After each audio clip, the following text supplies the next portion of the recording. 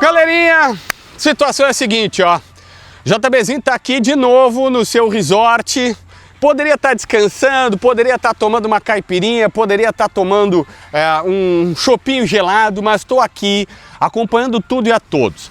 Sim, eu já contei num outro vídeo, por uma questão familiar, eu tinha uma viagem programada da metade para o final do ano passado, aí a gente teve um problema de saúde na família que já está tudo bem, já está resolvido, e a gente teve que reprogramar essa viagem que já estava paga.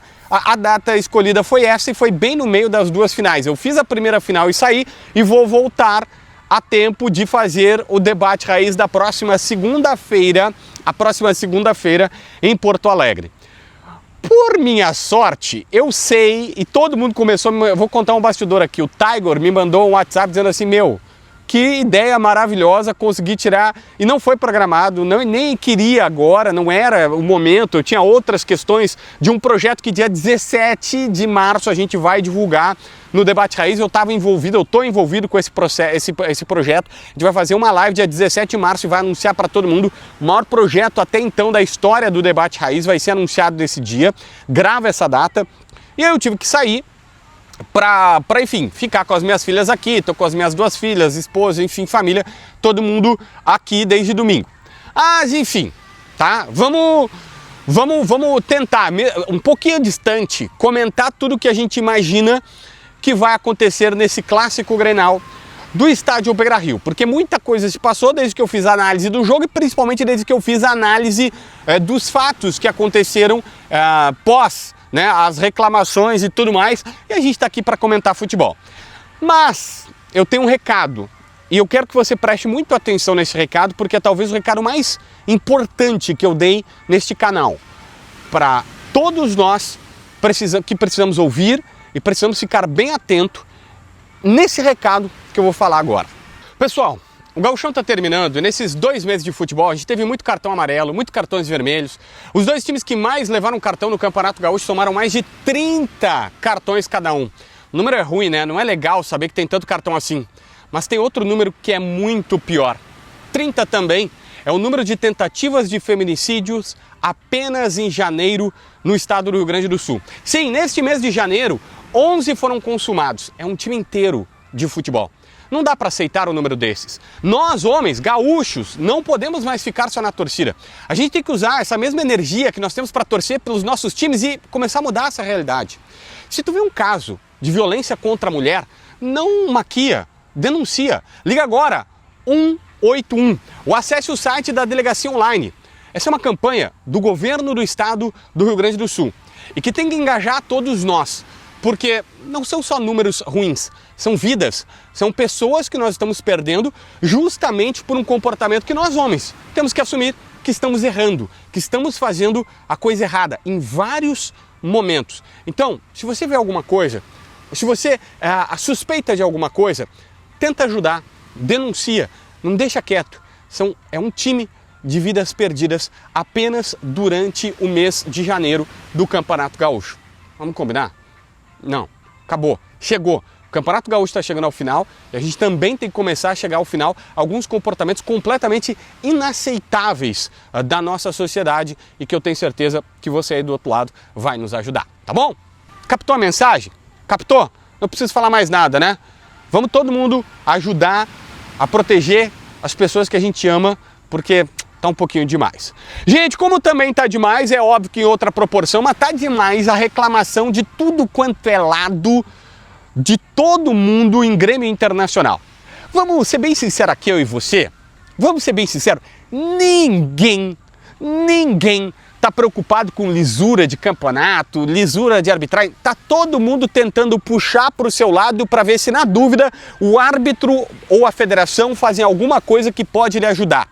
O Grêmio, quando pede segurança reforçada, quando diz para a CBF, olha, CBF, manda o Rodrigo Sintra, comandante da arbitragem, para cá, porque estão armando a cama para mim. O Grêmio quer ver se daqui um pouco o representante da CBF faz alguma coisa para o seu lado. Quando o Internacional começa a fazer o gritedo que fez, e o Inter gritou pra caramba, e o Internacional pediu, olha, eu fui prejudicado, é para ver se na dúvida,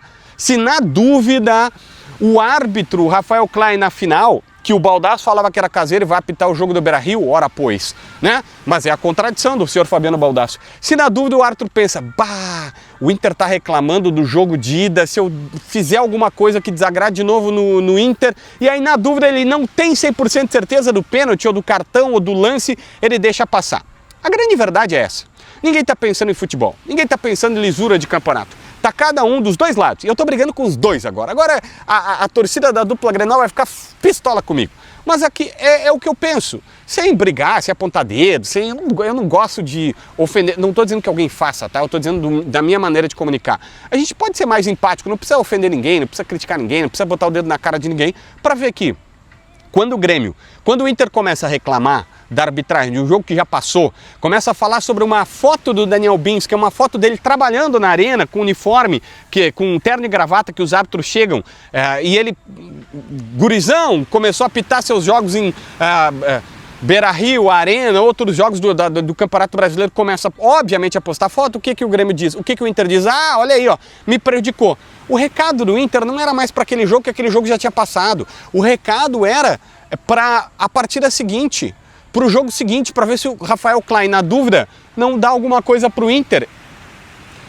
Agora, saiu foto, e ela é óbvia que vai ser comentada, saiu foto recentemente do Daronco. O Daronco tá com uma bermuda, e tem gente que acha que ele tá com a bermuda do Grêmio. Gente, senhores, o Daronco tá com cabelo branco naquela foto. O Daronco ficou com cabelo branco agora há pouco.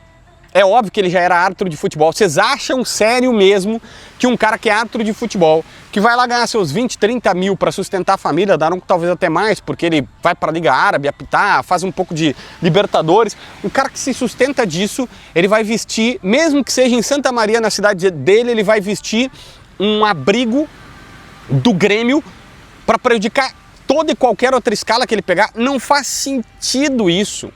Não tem sentido, é óbvio que não é, que é montagem, que é uma situação que as pessoas estão vendo. Primeiro, não há sentido algum.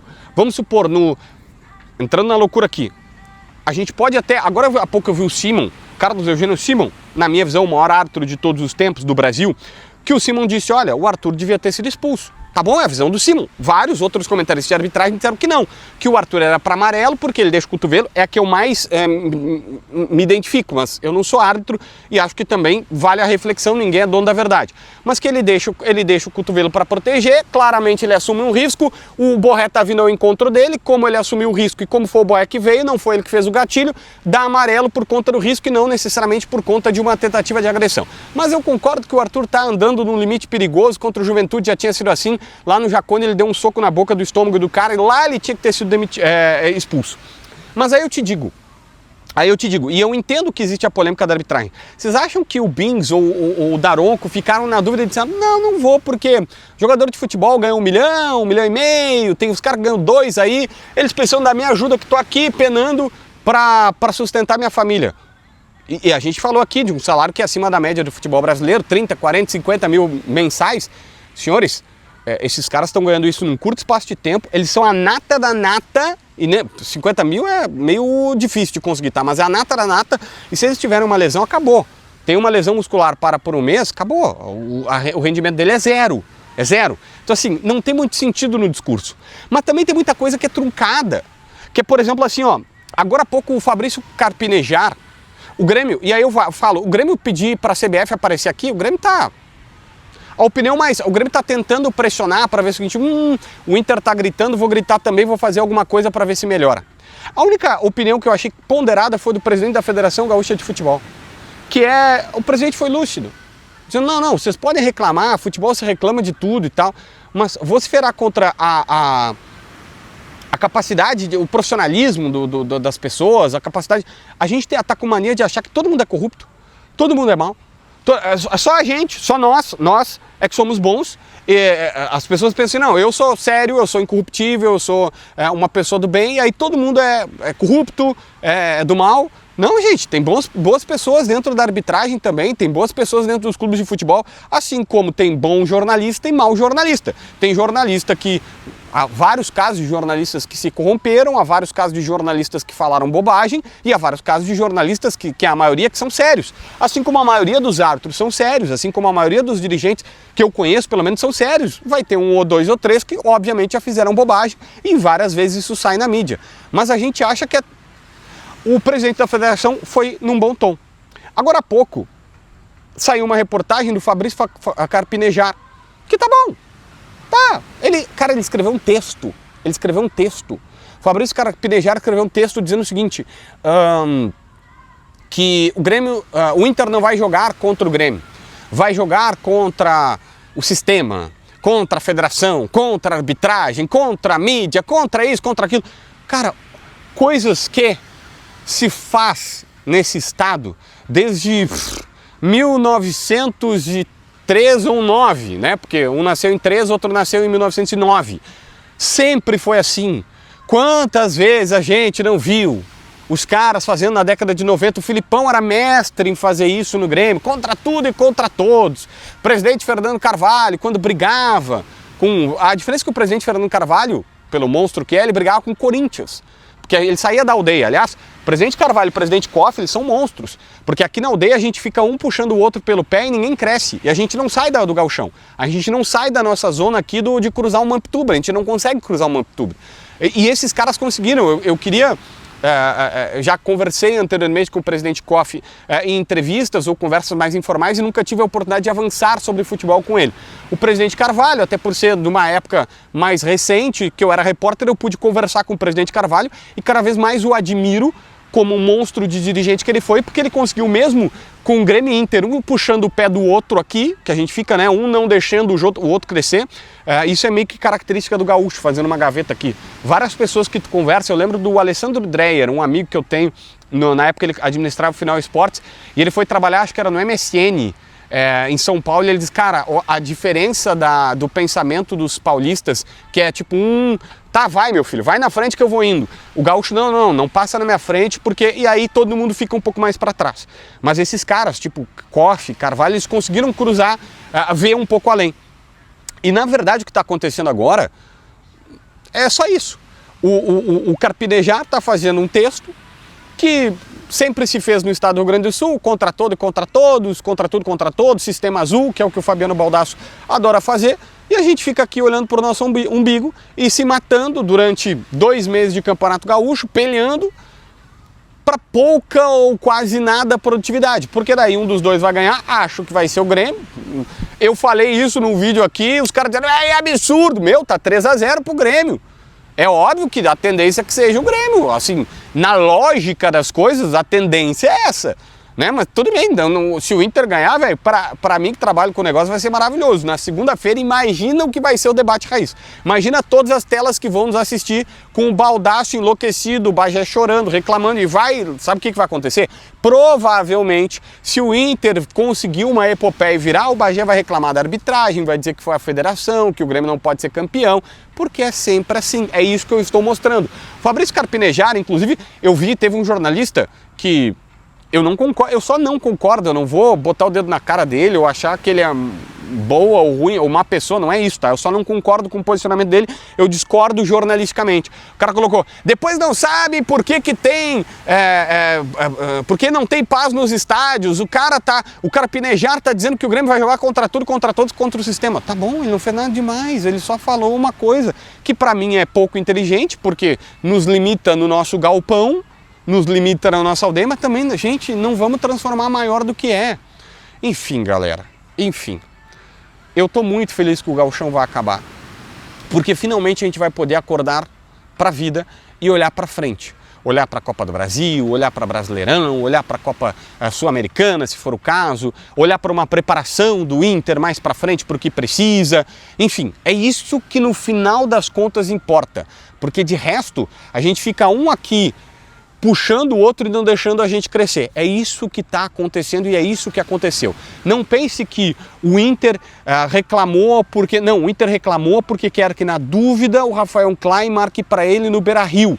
E o Grêmio pediu até para vir um representante da CBF, porque, na dúvida, quer que alguém da CBF intervenha e que não vá para o Internacional. É isso, é isso. No final das contas, é isso.